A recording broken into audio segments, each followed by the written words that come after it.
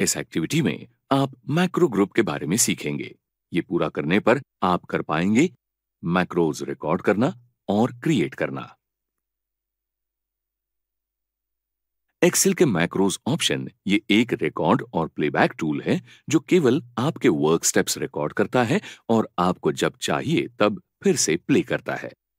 आप आपके मैक्रो के शॉर्टकट कीज सहजता से एक्सेसिबल करने के लिए भी अलॉट कर सकते हैं। आपने जो सीखा उसका एक रिवीजन करते हैं। मैक्रोज रिकॉर्ड करना या क्रिएट करना।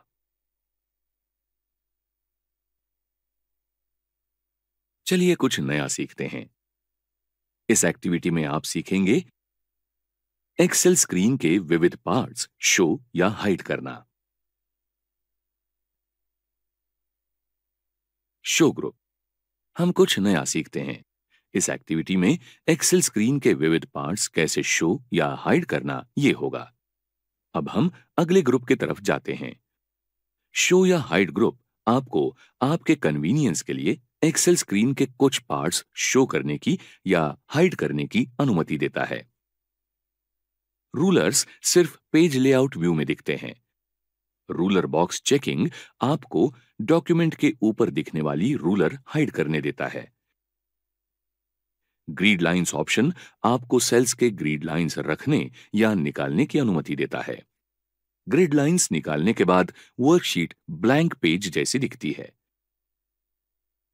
फॉर्मूला बार आपने अभी एक्टिव किए सेल का कंटेंट दिखाता है। फॉर्मूला बार बॉक्स पर चेकिंग करने के बाद आपके एक्सेल स्क्रीन से वो हाइड या अनहाइड होगा। व्यू टैब के हेडिंग बॉक्स चेकिंग करने के बाद रोज और कॉलम्स के हेडिंग्स हाइड या अनहाइड होते हैं। एक्सेल 2019 ये आपके कन्वीनियंस के बारे में है ना? आपने जो सीखा उसका रिवीजन करते हैं। एक्सेल स्क्रीन के विविध पार्ट्स शो या हाइड करना। चलिए कुछ नया सीखते हैं। इस एक्टिविटी में आप सीखेंगे कन्वीनियंस के लिए एक्सेल विंडो मैनिपुलेट करना। जानते हैं इस ग्रुप में नया क्या है। इस ग्रुप के नए विंडो ऑप्शन आपको अभी की विंडो डुप्लीकेट करने देता है। Duplicated Windows go with the title book 1:1, book 1:2 और ऐसे ही। अगर आपकी ओरिजिनल विंडो से डेटा डिलीट किया तो डुप्लीकेट से भी डिलीट होता है। अरेंज ऑल ऑप्शन आपको टाइल्स, हॉरिजॉन्टल, वर्टिकल, कैस्केड आदि अलग अलग लेआउट में ओपन विंडोज व्यू करने देता है। फ्रीज पेन्स ऑप्शन आपको विशिष्ट सिलेक्शन विजिबल रख के बाकी वर्कशीट स्क्रॉल करने देता है। जब आप ह्यूज साइज के डेटा पर काम करते हैं तब ये ऑप्शन रियल सेवर है। विंडोज ग्रुप के स्प्लिट ऑप्शन आपको विविध कैटेगरीज में वर्कशीट स्प्लिट करने की या ब्रेक करने की अनुमति देता है। ऐसा करने के बाद आप इस कैटेगरीज में डिजायर्ड डेटा देखने के लिए इंडिविजुअली स्क्रॉल कर सकते हैं तो बाकी वर्कशीट स्टैटिक रहती है। हाइड एंड अनहाइड ऑप्शंस आपको काम करते वक्त न लगने वाले विंडोज हाइड करने का स्वातंत्र्य देते हैं। स्क्रीन के ऊपर का क्राउड कम होगा तो अच्छा। View side by side option आपको एक ही वक्त स्क्रीन पर मल्टीपल विंडोज ओपन रखने देता है, लेकिन आपको एक ही वक्त दोनों विंडोज पर स्क्रोलिंग एक्शन की जरूरत या तो पड़ सकती है या नहीं।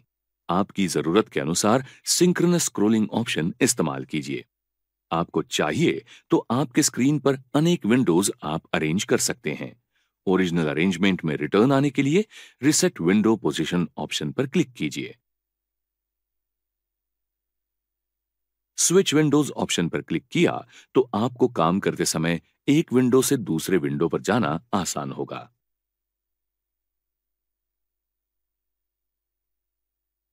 आपने जो सीखा वो रिवाइज करते हैं। कन्वीनियंस के लिए एक्सेल विंडो मैनिपुलेट करना। इस एक्टिविटी में आप वर्कबुक के व्यू ग्रुप के बारे में सीखेंगे। ये पूरा करने पर आप कर पाएंगे अलग अलग लेआउट्स में वर्कशीट देखना,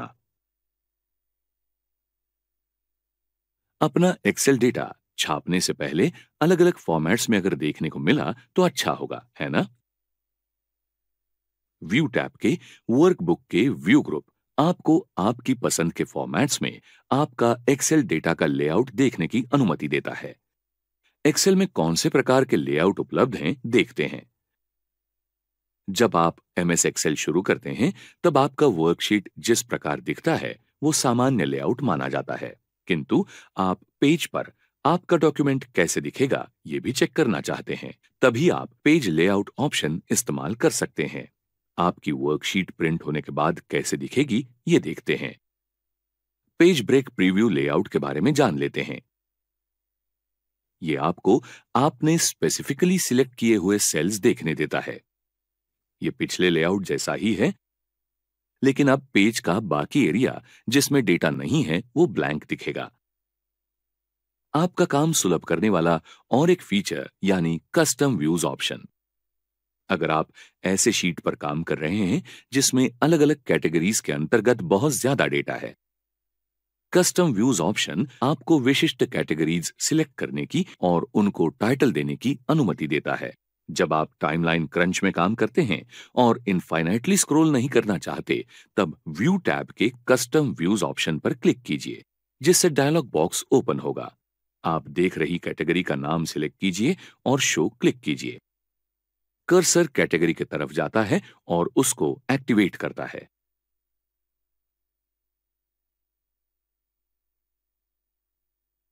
आपने जो सीखा उसका एक रिवीजन करते हैं। अलग अलग लेआउट्स में वर्कशीट देखना। इस एक्टिविटी में आप जूम ग्रुप के बारे में सीखेंगे। ये पूरा होने पर आप कर पाएंगे वर्कशीट में जूम इन या जूम आउट करना।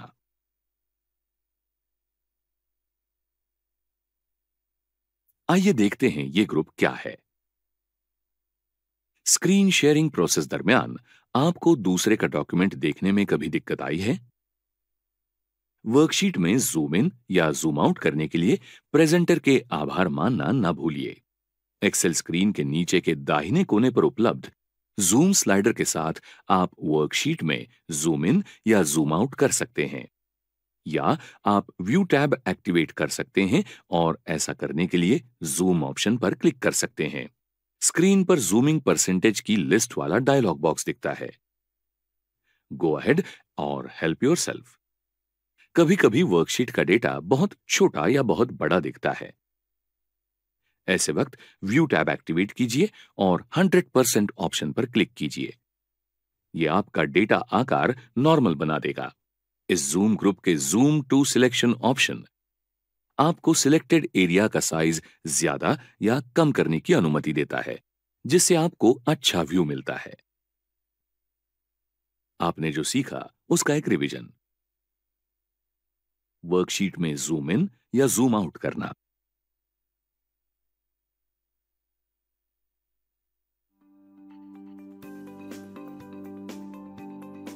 किरण एक छोटे गांव में रहती है। इन शहरों में फिलहाल स्थानिक व्यवसाय के बारे में बरकत दिख रही है। सरकार ने भारत के प्रादेशिक स्तर पर नए व्यवसाय को निधि देने की योजना शुरू करने के बाद ये दिख रहा है। किरण को मालूम है कि स्थानिक व्यवसाय को उनके उत्पादन के या सेवा के विज्ञापन और ब्रांडिंग के लिए संघर्ष करना पड़ता है।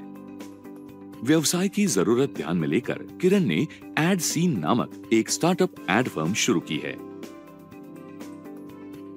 उसको इससे अनेक स्थानीय व्यवसाय मालिकों से प्रोजेक्ट मिलना शुरू हो गया है।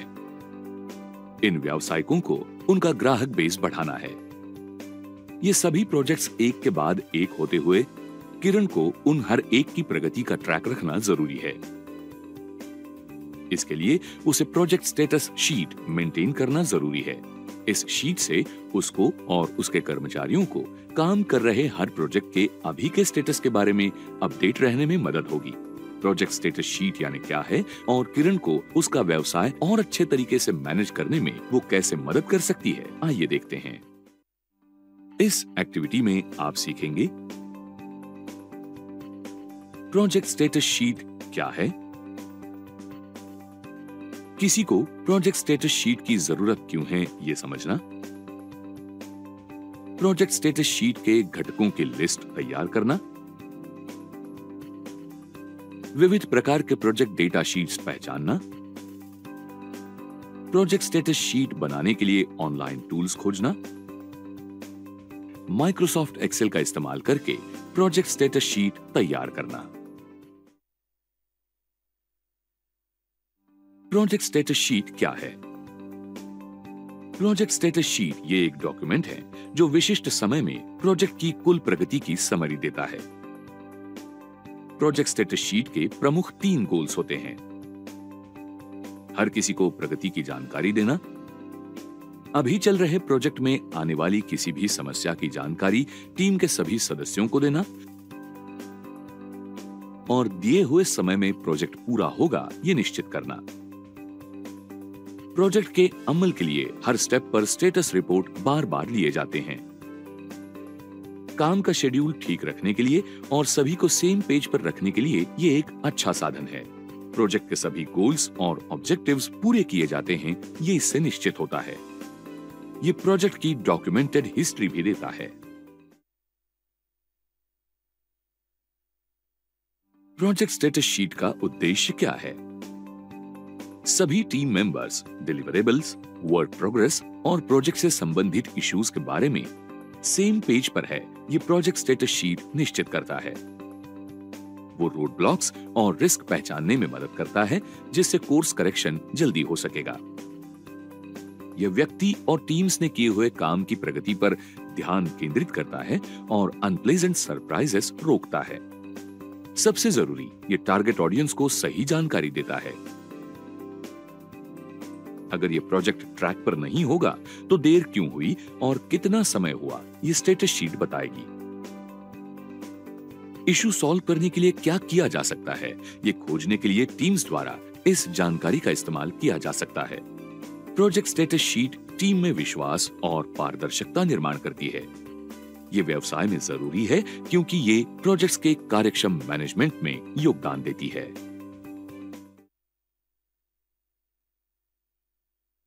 प्रोजेक्ट स्टेटस शीट के घटक क्या है?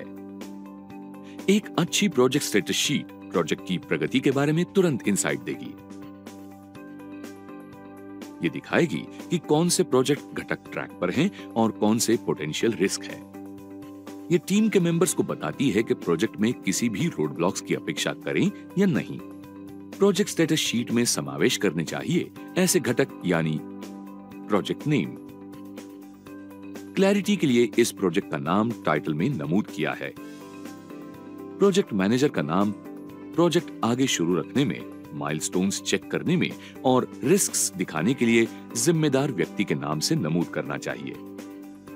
टाइम पीरियड, प्रोजेक्ट पूरा करने के लिए जरूरी अपेक्षित टाइम पीरियड का उल्लेख करना चाहिए। यह प्रोजेक्ट अभी ट्रैक पर है, रिस्क है या ऑफ ट्रैक है, यह भी इंडिकेट कर सकता है। डेट ऑफ कंप्लीशन, प्रोजेक्ट पूरा होने की एस्टिमेटेड तारीख या प्रोजेक्ट के लिए क्लाइंट ने दी हुई ड्यू डेट, इनका समावेश करना चाहिए, जिससे सभी संबंधित स्टेक होल्डर्स टाइमलाइन के बारे में क्लियर हो जाएंगे। बजट, जरूरत हो तो प्रोजेक्ट के बजट का स्टेटस मेंशन किया जा सकता है। इससे ये प्री प्लान्ड बजट के अंडर, ओवर की एट पार है, इसकी कल्पना मिलती है। क्वालिटी, प्रोजेक्ट सफलता की ओर जा रहा है या धोखे में है, ये दिखाने के लिए प्रोजेक्ट की क्वालिटी का स्टेटस भी रिकॉर्ड कर सकते हैं। एडिशनल नोट्स, ज्यादा जानकारी के लिए एडिशनल नोट्स, डॉक्यूमेंट्स और रिसोर्सेस, इनका शीट में समावेश कर सकते हैं।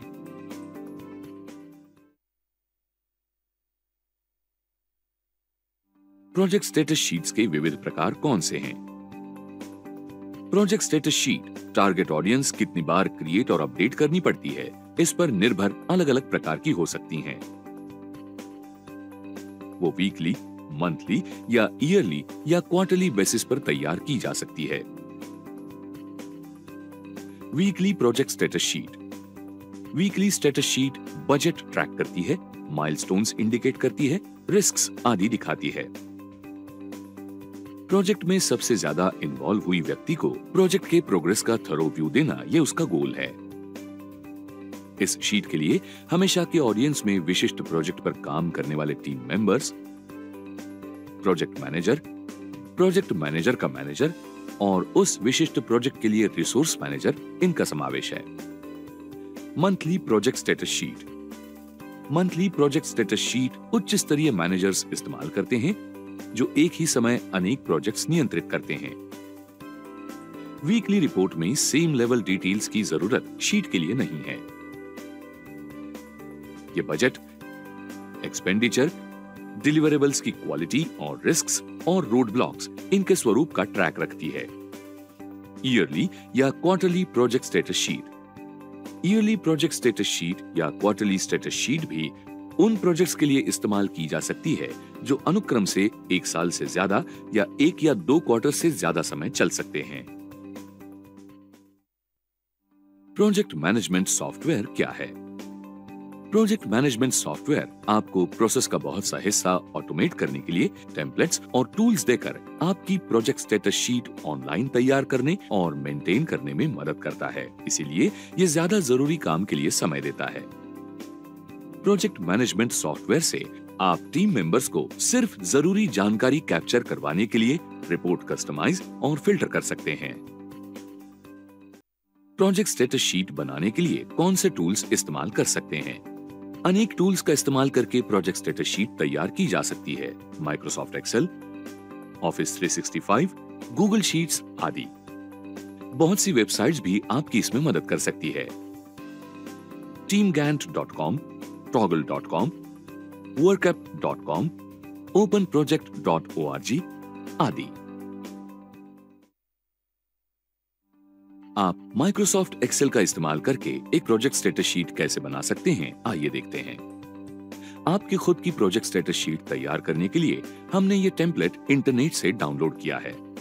माइक्रोसॉफ्ट ऑफिस और इंटरनेट से बाकी अनेक वेबसाइट्स आपकी जरूरत अनुसार ऐसे उपयुक्त टेम्पलेट्स देती है। अब हम आपकी जरूरत अनुसार ये टेम्पलेट एडिट करेंगे। प्रथम template topic monthly project status sheet में बदलेंगे।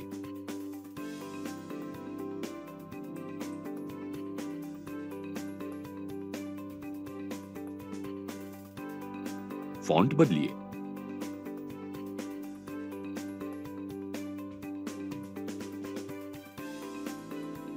टूल बार से फॉन्ट साइज और फॉन्ट कलर बदलिए।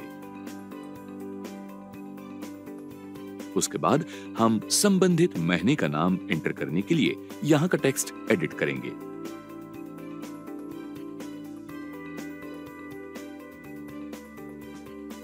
फिर टूल बार से इस टेक्स्ट के लिए फॉन्ट और फॉन्ट कलर बदलेंगे।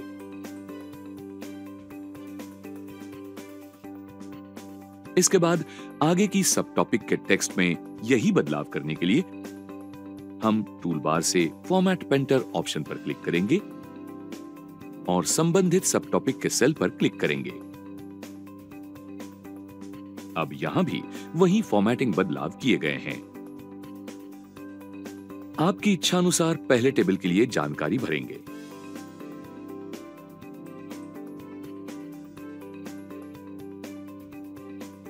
टेक्स्ट सिलेक्ट कीजिए, फॉन्ट बदलिए,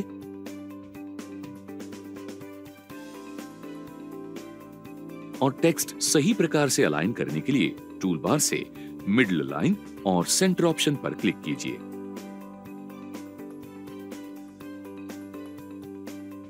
अगले टेक्स्ट सेट को सेम फॉर्मेटिंग लागू करने के लिए फॉर्मेट पेंटर ऑप्शन इस्तेमाल कीजिए। आपको जरूरी है वहां सेल्स के नाम सही प्रकार से एडिट और फॉर्मेट कीजिए। आप हो सके वहां अपनी गति बढ़ाने के लिए फॉर्मेट पेंटर ऑप्शन इस्तेमाल कर सकते हैं। संपूर्ण पहले टेबल को सिलेक्ट कीजिए और उसके टेक्स्ट को सही प्रकार से अलाइन कीजिए। अगले सेल्स पर टेक्स्ट डिटेल्स ओवरफ्लो ना हो, यह निश्चित करने के लिए रैप टेक्स्ट ऑप्शन पर क्लिक कीजिए। अब अच्छे लेआउट और व्यू के लिए कॉलम साइज एडजस्ट कीजिए। चलिए अगले टेबल पर जाते हैं। आपकी जरूरत अनुसार सेल्स में टेक्स्ट डिटेल्स एडिट और फॉर्मेट कीजिए। टेक्स्ट सही प्रकार से अलाइन कीजिए और अगले सेल टॉपिक को सेम फॉर्मेटिंग लागू कीजिए। उसके बाद ये सेल सिलेक्ट कीजिए और cell styles drop down option में जाकर गुड स्टाइल सिलेक्ट कीजिए। टूल बार से फॉन्ट स्टाइल भी बदलिए।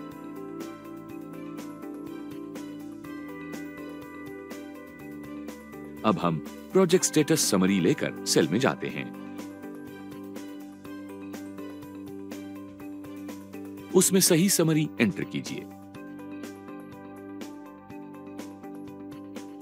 अगले टेबल में हर सेल के लिए आपकी जरूरत अनुसार सही सेल स्टाइल अप्लाई कीजिए।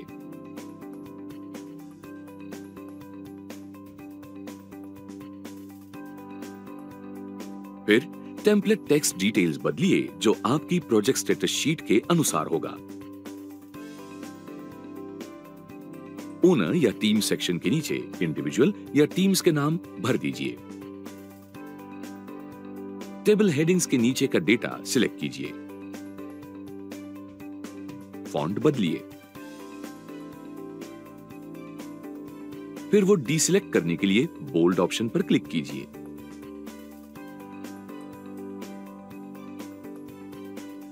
फिर टेबल टॉपिक्स वाला रो सिलेक्ट कीजिए और रो के टेक्स्ट का फॉन्ट बदलिए।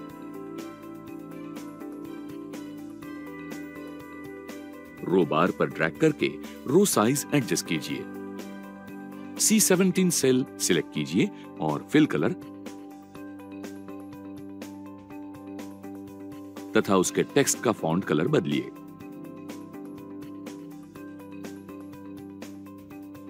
अब हम प्रोजेक्ट स्टेटस शीट के आखिरी टेबल पर जाते हैं। टेबल टॉपिक्स वाला रो सिलेक्ट कीजिए और उसे सही से फॉर्मेट कीजिए। स्टेटस अंतर्गत डिटेल्स फॉर्मेट करने के लिए सेल स्टाइल का सही इस्तेमाल कीजिए। बाकी सभी संबंधित डिटेल्स टेबल में एंटर कीजिए। टेक्स्ट डिटेल्स सिलेक्ट कीजिए और फॉन्ट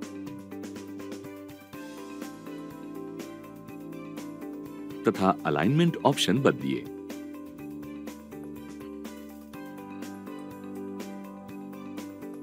आपने सभी जरूरी डिटेल्स एंटर किए हैं या नहीं, ये चेक करने के लिए डॉक्यूमेंट स्क्रॉल कीजिए। अब सेव करने के लिए फाइल मेन्यू पर जाइए, सेव एज, ब्राउज। डॉक्यूमेंट का नाम सही तरीके से एंटर कीजिए और सेव पर क्लिक कीजिए।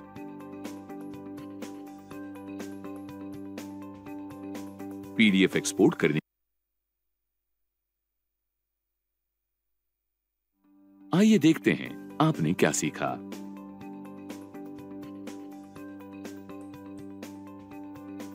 प्रोजेक्ट स्टेटस शीट क्या है? किसी को प्रोजेक्ट स्टेटस शीट की जरूरत क्यों है, यह समझना। प्रोजेक्ट स्टेटस शीट के घटकों की लिस्ट तैयार करना। विविध प्रकार के प्रोजेक्ट डेटा शीट्स पहचानना। प्रोजेक्ट स्टेटस शीट बनाने के लिए ऑनलाइन टूल्स खोजना। माइक्रोसॉफ्ट एक्सेल का इस्तेमाल करके प्रोजेक्ट स्टेटस शीट तैयार करना।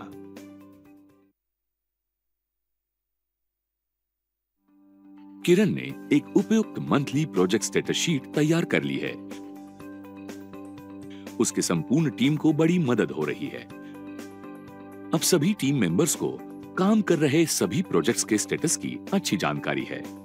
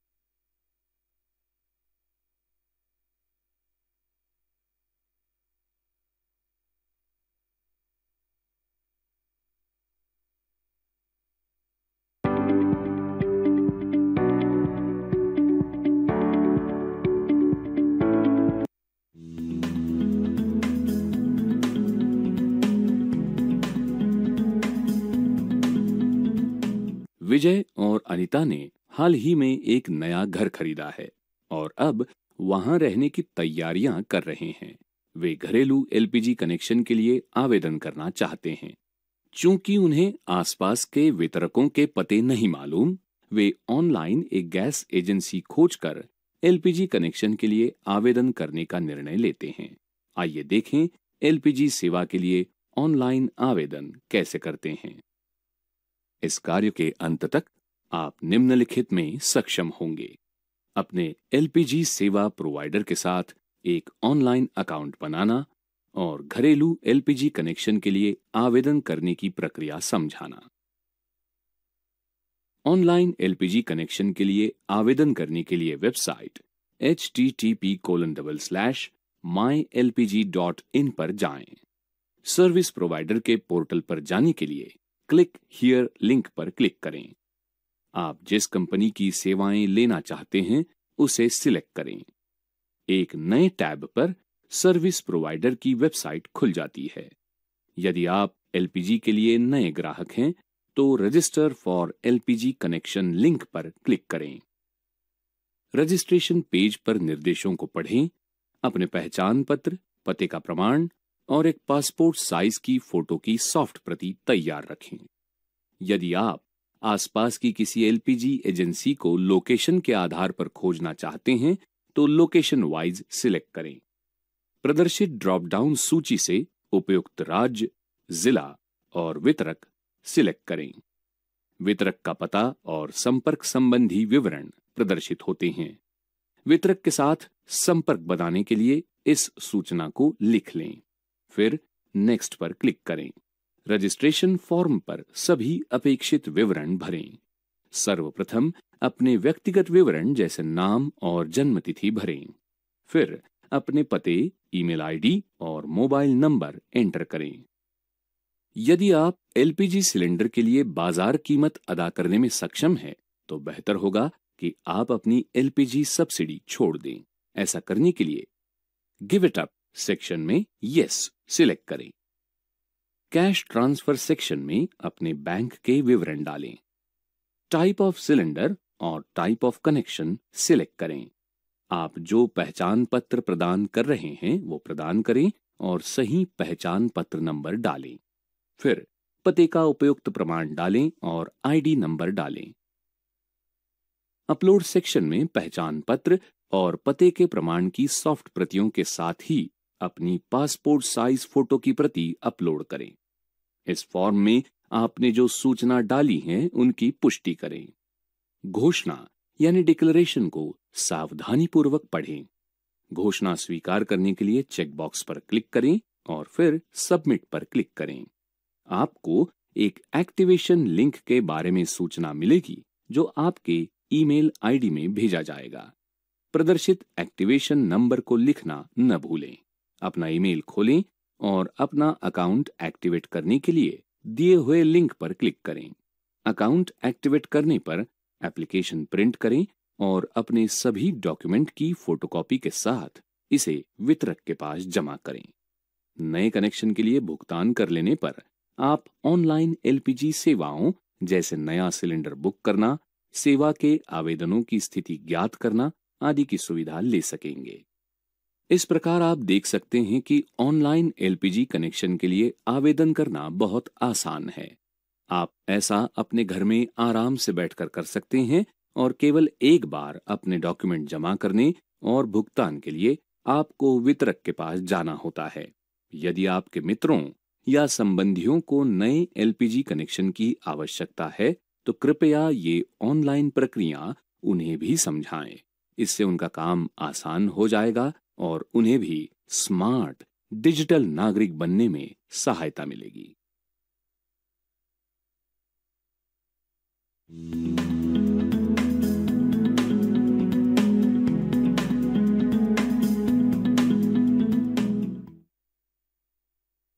ऑनलाइन पोस्टल शिपमेंट ट्रैकिंग सुविधा आपको इंटरनेट पर भारतीय डाक के माध्यम से भेजे गए माल का ट्रैक रखने की सहायता करती है।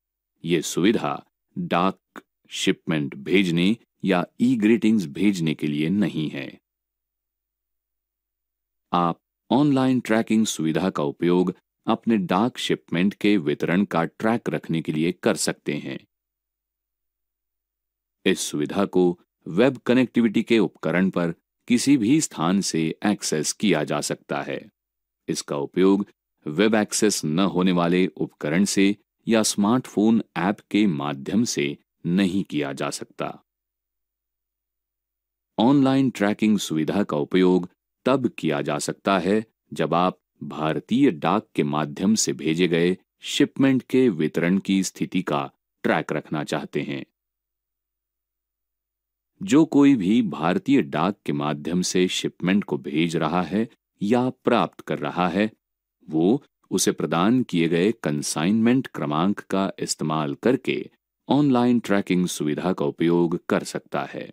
अगर आप अपने प्रिय लोगों को ई ग्रीटिंग्स भेजना चाहते हैं तो शिपमेंट ट्रैकिंग सुविधा आपके लिए उपयोगी साबित नहीं होगी। राकेश जाने माने महाविद्यालय में प्रवेश प्राप्त करना चाहता है।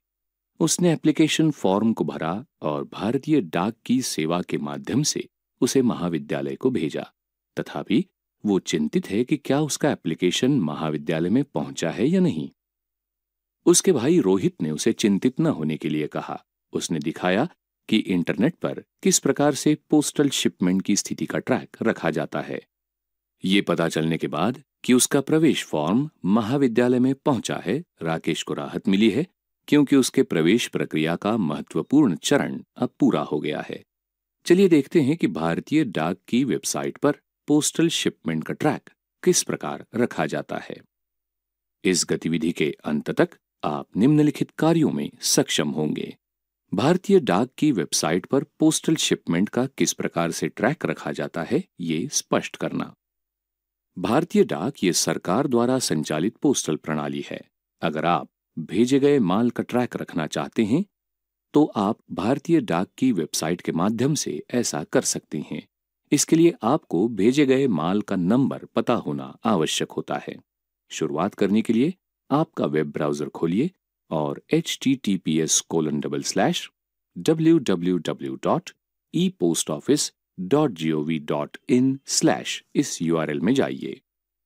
ट्रेस एंड ट्रैक में जाइए और क्लिक हियर लिंक पर क्लिक कीजिए। चलिए भेजे गए माल के नंबर का उपयोग करके शिपमेंट के लिए सर्च कीजिए। Track your mail items and money orders के अंतर्गत के बॉक्स पर क्लिक कीजिए और आपके भेजे गए माल का नंबर एंटर कीजिए। फिर नीचे स्थित बॉक्स में प्रदर्शित कैरेक्टर्स को एंटर कीजिए और गो पर क्लिक कीजिए। वेबसाइट आपके भेजे गए माल के विवरणों को प्रदर्शित करेगी, जैसे कि उसकी स्थिति और बुकिंग की तारीख से शिपमेंट संबंधित घटनाएं। इस प्रकार से आप ये जान सकते हैं कि आपके द्वारा भेजा गया माल उसके गंतव्य स्थान तक पहुंचा है या बीच में कहीं फंसा है। तो ये काफी आसान है कि आपके द्वारा भेजे गए माल की स्थिति का ट्रैक रखना। अगर आपको पता चला कि वहां कोई समस्या है तो उसे मामले को संबंधित अधिकारियों के पास ले जा सकते हैं। आज की दुनिया में हमेशा अच्छी तरह से जानकारी रखना संभव है, इसलिए सुनिश्चित कीजिए कि आप और आपके दोस्त इस तकनीकी युग के सारे लाभों का फायदा उठाएं। आपको ढेर सारी शुभकामनाएं।